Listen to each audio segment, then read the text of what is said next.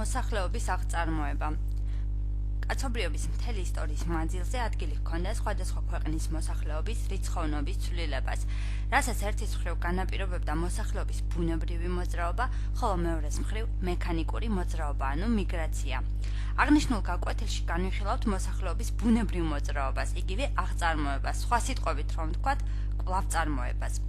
ცნება აღწარმოების ქვეშ იგულისხმება მოსახლეობის მუდმივი ცვლა და განახლება, რასაც განსაზღვრავს ბიოლოგიური პროცესები, შობადობა და მოკვდავობა.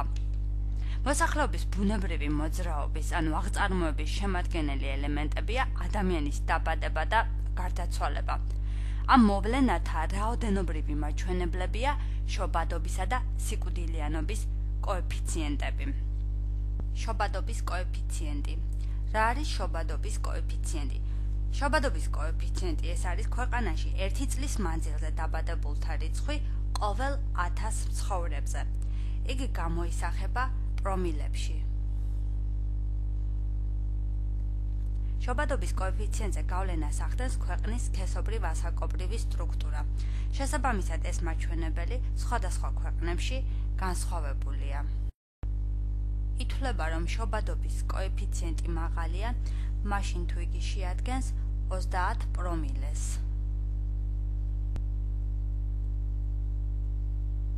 ანუ 30 დაბადებულს ყოველ 1000 მცხოვრებზე და მეც. მსოფლიო ქვეყნების ნახევარში შობადობის კოეფიციენტი მაღალია.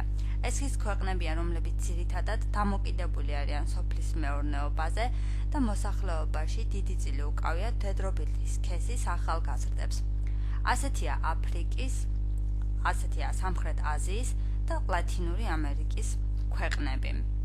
ხოლო შობადობის კოეფიციენტი დაბალია, თუ იგი შეადგენს 20 პრომილეს ნაკლებს. ყოველ 1000 ცხოვრებზე.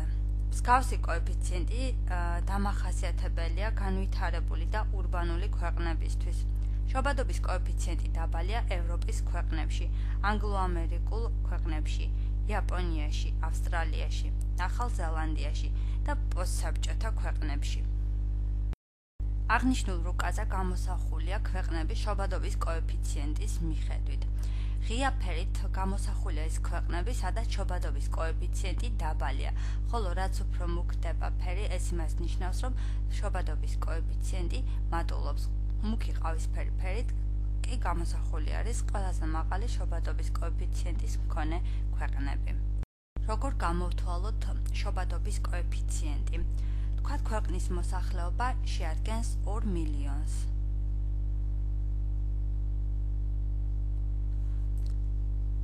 ხოლო ერთი წლის მანძილზე ერთ ქვეყანაში დაბადებულთა რიცხვი შეადგენს 40,000-ს.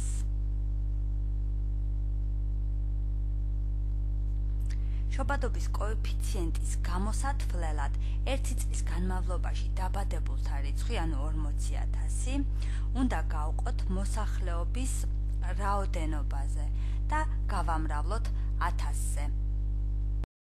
მასშტაბი შობადობის კოეფიციენტის მისაღებად ერთი წლის განმავლობაში ერთ ქვეყანაში დაბადებულ ადამიანთა რიცხვი გავყავით ამ ქვეყნის მოსახლეობის საერთო რაოდენობაზე და მიღებული რიცხვი გავამრავლეთ 1000-ზე.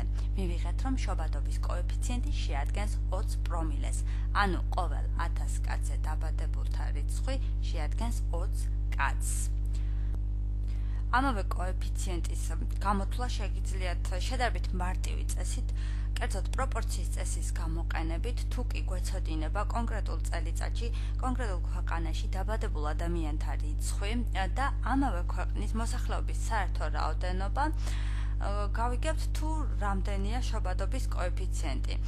განვიხილოთ წეღანდელი შემთხვევა, როდესაც 2 მილიონიან ქვეყანაში დაბადებულთა რიცხვი შეადგენდა 40,000. ამ შემთხვევაში ეს კი 2 მილიონზე მოდის 40,000 დაბადებული, ხოლო 1000-ზე მოდის x-ი დაბადებული. გამოვიანგარიშოთ x-ი ჩვეულებრივ პროპორციის წესის გამოყენებით და მივიღებთ შობადობის კოეფიციენტს. მოკვდავობის კოეფიციენტი.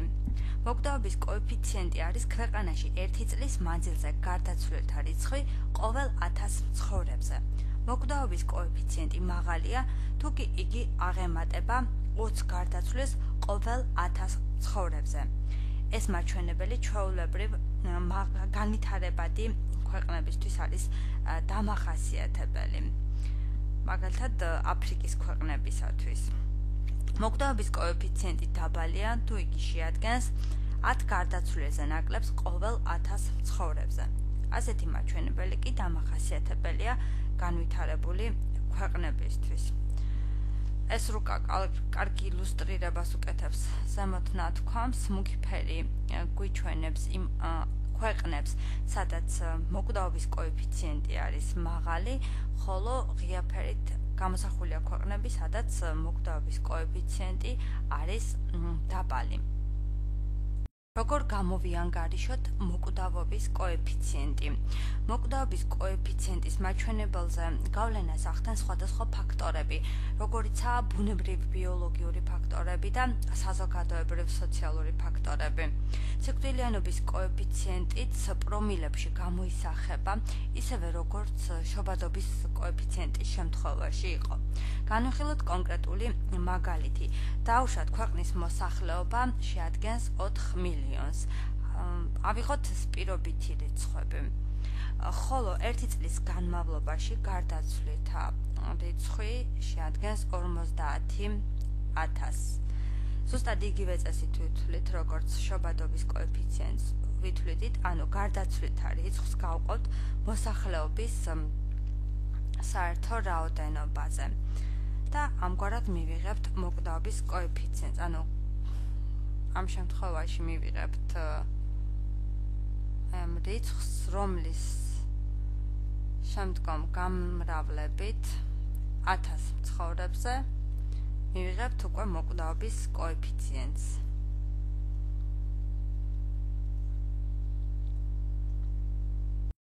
ცხადია, სიმარტივისთვის ამ შემთხვევაშიც შესაძლებელია პროპორციის წესის გამოყენება. ბუნებრივი მატება. ზემოთ განვიხილეთ ორი დემოგრაფიული მაჩვენებელი, შობადობის კოეფიციენტი და მოკვდავობის კოეფიციენტი. მათ შორის სხვაობა კი წარმოადგენს ბუნებრივი მატების კოეფიციენტს. ბუნებრივი მატების კოეფიციენტი არ უნდა აგვერიოს მოსახლეობის რიცხოვნობის ზრდაში. ეს ორი განსხვავებული ცნება, როდესაც საუბრობთ მოსახლეობის რიცხოვნობის ზრდაზე, აქ მიგრაციის მაჩვენებელსაც ვგულისხმობთ, ხოლო როდესაც საუბარია მოსახლეობის ბუნებრივ მატებაზე, ამ შემთხვევაში ვეყრდნობით მხოლოდ შობადობისა და სიკვდილიანობის მაჩვენებლებს. მას შესადამე მოსახლეობის აღწარმოების ფორმულირება შეგვიძლია შემდეგნაირად. შობადობის კოეფიციენტს გამოვაკლოთ მოკვდავობის კოეფიციენტი უდრის ბუნებრივი მატების კოეფიციენტს. თქვათ, შობადობის კოეფიციენტი არის 23, ანუ მივანიჭოთ რიცხვითი მნიშვნელობები, ხოლო მოკვდავობის კოეფიციენტი არის 8. ამ შემთხვევაში ბუნებრივი მატების კოეფიციენტი იქნება 15. როგორც შობადობაზე, ისე სიკვდილიანობაზე მოქმედებს სხვადასხვა ფაქტორები, რომლებიც შეიძლება გავაერთიანოთ ორ დიდ ჯგუფში. პირველი ჯგუფი ეს არის ბუნებრივი ბიოლოგიური ფაქტორები და მეორე სოციალურ-საზოგადოებრივი ფაქტორები. ცხადია, შობადობა, მოკვდავობა და ბუნებრივი მატება თავისთავად ბიოლოგიური პროცესებია, თუმცა მათზე გადამწყვეტ გავლენას ახდენს სოციალურ-ეკონომიკური პირობები, მაგალითად ადამიანების კეთილდღეობის განათლებისა და კულტურული დონე, ქალების საზოგადოებრივი მდგომარეობა და ჯანმრთელობის დაცვის ხარისხი ზოგადად ქვეყანაში. შობადობის მაჩვენებელზე ასევე გავლენას ახდენს ეროვნული და რელიგიური ტრადიციები, საქორწინო ასაკი, განსახლების ხასიათი, კლიმატური თავისებურებანი და ასე შემდეგ. აღწარმოების მნიშვნელოვანი შემაფერხებელი ფაქტორებია ომები, ეპიდემიები, ბუნებრივი სტიქიური მოვლენები, მასობრივი შიმშილი და ასე შემდეგ. მე-14 საუკუნეში ევროპაში შავი ჭერის ეპიდემიის შედეგად 15 მილიონი ადამიანი დაიღუპა. 1919 წლებში ისპანკას სახელით ცნობილმა პანდემიამ 20 მილიონი ადამიანი შეიწირა. პირველ და მეორე მსოფლიო ომებში ადამიანთა პირდაპირმა დანაკარგმა 70 მილიონი შეადგინა. ბუნებრივი მოძრაობის სახები, ანუ აღწარმოების ტიპები. ცხადია, აღწარმოება განსხვავებულ ხასიათს ატარებს სხვადასხვა ქვეყნებში, ვინაიდან განსხვავდება სხვადასხვა ქვეყნების შობადობისა და სიკვდილიანობის კოეფიციენტები. განასხვავებენ აღწარმოების შემდეგ ტიპებს: მარტივი, ანუ რაციონალური აღწარმოება, გაფართოებული აღწარმოება და შეზღუდული აღწარმოება, ანუ დეპოპულაცია. განვიხილოთ აღწარმოების თითოეული ტიპი. მარტივი, ანუ რაციონალური არის აღწარმოება, როდესაც შობადობის მოკვდავობის და ბუნებრივი მატების მაჩვენებლები შედარებით დაბალია. მოსახლეობა ან არ იცვლება, ან იცვლება უმნიშვნელოდ. ამ ტიპის აღწარმოებას ადგილი აქვს განვითარებულ ქვეყნებში, ევროპაში, ამერიკის შეერთებულ შტატებში, კანადაში, ავსტრალიაში და ასე შემდეგ. აღწარმოების მეორე ტიპია გაფართოებული აღწარმოება. გაფართოებული აღწარმოება ნიშნავს ამა თუ იმ ქვეყნის მცხოვრებთა რიცხოვნობის ზრდას ბუნებრივი მატების გზით. ანუ ასეთი აღწარმოების ქვეყნებში შობადობა მაღალია, მოკვდავობა დაბალი. შესაბამისად მაღალია ბუნებრივი მატების კოეფიციენტი. გაფართოებული აღწარმოება დამახასიათებელია განვითარებადი ქვეყნებისათვის. აზიის, აფრიკისა და ლათინური ამერიკის ქვეყნებში მე-20 საუკუნის მეორე ნახევრიდან ადგილი აქვს მოსახლეობის რიცხოვნობის სწრაფ ზრდას, რამაც დემოგრაფიული აფეთქების სახელწოდება მიიღო. ეს ტენდენცია განაპირობა მედიცინის მიღწევებმა და მრავალი დაავადების საწინააღმდეგო პრეპარატის გამოგონება, რამაც შეამცირა სიკვდილიანობა, შობადობა კი კვლავ ისევ მაღალი დარჩა. მესამე ტიპი გახლავთ შეზღუდული აღწარმოება. შეზღუდული აღწარმოების შემთხვევაში შობადობის მაჩვენებელი დაბალია, ხოლო მოკვდავობის მაღალი. შესაბამისად მოსახლეობის რაოდენობა კლებულობს. ანუ ბუნებრივი მატების კოეფიციენტი უარყოფითია. ვინაიდან სიკვდილიანობის კოეფიციენტი აჭარბებს შობადობის კოეფიციენტს. ასეთ დემოგრაფიულ სიტუაციას დეპოპულაციას უწოდებენ. ხატოვნად კი დემოგრაფიული ზამთრის სახელითაც არის ცნობილი. ეს მაჩვენებლები გვიჩვენებს გასაშვალოებულ შობადობის მოკვდავობისა და ბუნებრივი მატების კოეფიციენტებს. მთელი მსოფლიოსთვის შობადობის კოეფიციენტი შეადგენს 21 პრომილეს, მოკვდავობის კოეფიციენტი 9 პრომილეს, ხოლო ბუნებრივი მატება 12 პრომილეს. მარტივი აღწარმოების ქვეყნებისთვის შობადობის კოეფიციენტის და მოკვდავობისაც 10 პრომილეა, შესაბამისად ბუნებრივ მატებას არ აქვს ადგილი და მოსახლეობა არ იცვლება. გაფართოებული აღწარმოების ქვეყნებში კი შობადობის კოეფიციენტი არის საკმაოდ მაღალი 27 და ბევრად მცირე არის მოკვდავობის კოეფიციენტი, შეადგენს 9-ს და შესაბამისად ბუნებრივ მატება შეადგენს 18-ს, ანუ საკმაოდ მაღალი მაჩვენებელია. როგორც ნახეთ, ქვეყნები განსხვავდებიან ერთმანეთისაგან აღწარმოების ტიპის მიხედვით, რაც აისახება ქვეყნის სოციალურ-ეკონომიკურ ვითარებაზე. ამიტომ თითოეული ქვეყნის მთავრობა ატარებს გარკვეულ დემოგრაფიულ პოლიტიკას.